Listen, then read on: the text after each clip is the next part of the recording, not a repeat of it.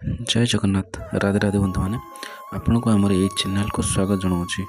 जदि यही वीडियो आग को देखा चाहते तो आमर ये चैनल को सब्सक्राइब कर बेल आइकन को प्रेस कर दिंतु जहाद्वारा आमर सब वीडियो नोटिफिकेशन आप बहुत जल्दी पाइपर। बंधु मैंने भारत संस्कृति शंकर शब्द को बहुत पवित्र बोली माना जाए। शंकर ध्वनि वायुमंडल को सुस्थ रखा सहित समस्त नकारात्मक शक्ति को दूर करे।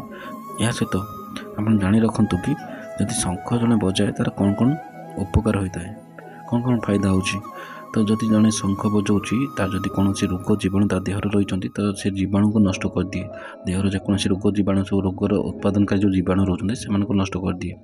विशेषकर जदि खना लोक जदि शंख बजाउंट जो कथा कहले थुताती खने खने कथा कहती तो से खना दोष भी दूर हो जाए। तापर आपंकर जदि हजम हो ना, पाचक शक्ति बढ़ू ना, हजम अल्प रोचे तो हजम भी आपंकर बहुत जल्दी बढ़। मुखर क्लांति वृद्धि पाए। जदि मुहरे गोटे माने एमती ग्लेज आसुनी मुहर क्लांति टी दूर रहा। जदि विशेषकर संध्या बेले शंख बजाउंट ताले आप भूत प्रेत ये सब कौन भय रही। आप सब डरिया कौन आवश्यक पड़ोनी, ये समस्ते पलायन करेंगे। तो बंधु मैंने आज वीडियो जदि आपको भल लगी था तो आप लाइक करेंगे, शेयर करेंगे और आपंकर मतामत कमेंट जरिए जनइबे।